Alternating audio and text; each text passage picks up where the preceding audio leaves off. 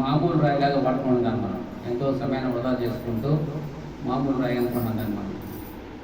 మరి ఎంతో సమయం వృధా చేసుకుని కూడా అంత నష్టపోతున్నట్లు లెక్క. ఆ కోహ్లీ రోజానికి చిన్న ఎగ్జాంపుల్.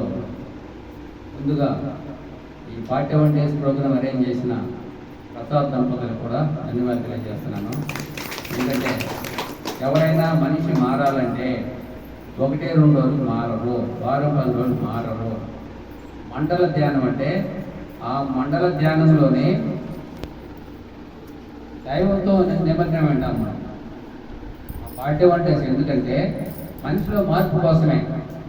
ఇప్పుడు అయ్యప్ప మాలేస్తున్నారు, మాల తీసేసిన తర్వాత మామూలు అయిపోతున్నారా? మరి ప్రయోజనం ఏముంది మాలేస్తే? మనలో మార్పు కోసమే పెట్టింది అది. మనలో మార్పు కోసమే అవన్నీ పెట్టింది. ఈ మండల ధ్యానం కూడా మనం 41 days ఎందుకంటే నాకు మేడం చెప్పారు కదా, మనసు నిలకడ కోసము, మనసు ప్యూరిఫై చేయడం కోసము, బుద్ధి వికసించడం కోసము. సో ఈ 41 days ఎందుకంటే మనలో ఈ 41 days తర్వాత కూడా మన మామూలుగా వచ్చేసి ఉపయోగం లేదు.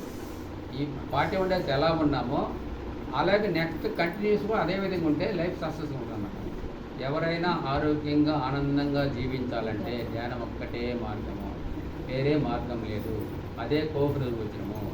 అదంటే చిన్న ఎగ్జాంపుల్ ఏమంటే, ఒక కట్టెలు కొట్టే అతను, ఇద్దరు తెలిసే ఉంటుంది, ఇది తెలియని వాళ్ళకి పెట్టాను. రోజు కట్టెలు కొట్టదు, రోజు అడవికి వెళ్తాడు అనమాట. వెళ్ళి కట్టెలు జీవనం సాగిస్తాం. ఒకరోజు ముందుకు వెళ్ళిపోయాడు, అల్లికి వెళ్ళిపోయాడు అనమాట.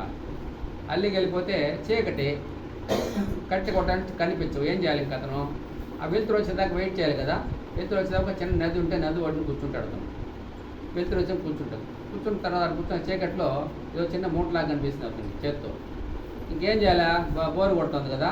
ఆ మూట కనిపించేటప్పుడు ఆ మూటలో ఒక రాయిని ఎత్తుకునేసి సముద్రంలో కూడా వేసినప్పుడు సౌండ్ వస్తుంది, పుట్టక్క సౌండ్ వస్తుంది కదా. దాని మీద ఆనందంగా నవ్వుకుంటాను అనమాట.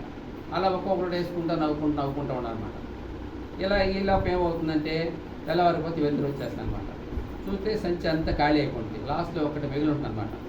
వెలుతురు వచ్చేప్పటికీ ఆ రాయి చూసినప్పటికీ అది రాయి కాదు, అది వజ్రం. అది అదే కోహ్లీ వజ్రం. అతను ఏమనుకున్నాడు, అయ్యో నేను ఇంతకుముందే దీన్ని వజ్రం అని తెలుసుకోండి, ఇంత వజ్రాన్ని వేస్ట్ చేసుకున్నాను నేను, ఇవన్నీ సముద్ర పాలు అయిపోయినాయే అని ఎంత బాధపడినాయి అనమాట. సో అలాంటి కోహ్లీ వజ్రాన్ని మన పత్రిజీ గురువు మనకు అందించారనమాట. దాన్ని మనము సమయాన్ని సద్వినియోగం చేసుకోకుండా ఏదో ఒక అరగంట గంట నామకేవ చేసుకుంటూ ఎంతో సమయాన్ని చేసుకుంటూ వృధా చేస్తాం అనమాట. సో అలాంటి ఎవరైతే అనునిత్యము ధ్యానం చేస్తారో, అనునిత్యము సద్గుణ సాంగత్యం చేస్తారో, అనునిత్యము స్వాధ్యాయం చేస్తారో, అనునిత్యము సేవాకర్తలు ఉంటారో వాళ్ళే జీవితంలో జ్ఞానం పొంది మోక్షాన్ని పొందారు. అసలు మనం ఎందుకు ధ్యానం చేయాలా? క్వశ్చన్ వేస్తాం, ఎందుకు ధ్యానం చేయాలి? ధ్యానం చేస్తే ఏమవుతుంది, చేయకపోతే ఏమవుతుంది? ధ్యానం ఎందుకు చేస్తున్నాం మనం? మనలో ఉండే, నాకు మేడం చెప్పారు కదా, మనలో ఉండే దుర్గుణాలు పోగొట్టుకోవడానికి. దుర్గుణాలు పోతే ఏమవుతాయి? ఇంకా సద్గుణాలు. సద్గుణం అంటే దైవ లక్షణాలు వస్తాయి. దైవ లక్షణం మనమే దైవం. గురువుగా చెప్పారు కదా, నువ్వే దైవము, దేవుడు వేరే లేడు. జీవుడే దేవుడు అన్నాడా? దేహమే దేవాలయం అన్నాడు గురువు అన్నారా? అందరికీ తెలిసింది అన్నారా? మరి ఆ విధంగా మనం దైవమేదాన్ని ప్రయత్నం చేయాలన్నమాట. ఆ దైవమేదాన్ని ప్రయత్నం చేసే దానికోసమే ఆ మనసు, బుద్ధి, చిత్తం, అహంకారాలని, అంతఃకరణాలను తొలగించుకుంటే అప్పుడే మనం దైవంగా వెలుగొందుతాము. కాబట్టి ఇంత గొప్ప ప్రోగ్రాం అరేంజ్ చేసిన దంపతులకు ఒకసారి ధన్యవాదాలు తెలియజేస్తాము. అనుకున్న ధ్యానం చేద్దాం, ఆరోగ్యంగా ఉన్నాము. ఇంక వేరే మార్గం లేదు. ఎవరైనా ఆనందంగా ఉండాలంటే, మోక్షం పొందాలంటే గురువుగారు ఒకే మార్గం, ఒకే సంగతి చెప్పారు కదా, ధ్యానం ద్వారా జ్ఞానము, జ్ఞానం ద్వారా మోక్షము. అంటే సెంటెన్స్ ఒకటే. సో అది మనం ఫుల్ఫిల్ చేయాలంటే కొన్ని సంవత్సరాలు పట్టు, వాళ్ళు చేసే సాధనను బట్టి, వాళ్ళ సాధనను బట్టి. కాబట్టి ఈ మార్గాన్ని ఎవరు వదలకుండా ప్రాపంచిక సేవలు భుక్తి కోసమే, ప్రాపంచిక చదువులు ఏ బీటెక్ చేసి ఎంటెక్ చేసి ఏం చేసినా కూడా అమెరికా పోయి సంపాదించడం దేనికి? అదే పట్టుకోటి కోసమే, అంతే కదా. ఇంకేం చేయలేదు, విద్యలు కట్టుకుంటాము, బంగారు కొంటాము, అన్నీ చేసుకుంటాం, రకరకాల ఫ్లాట్లు అన్నీ కొంటాము, అపార్ట్మెంట్ కడతాం. ఎందుకు? ఎంత పట్టుకోటి కోసమే. బట్ ఆధ్యాత్మిక చదువులు మోక్షం కోసము.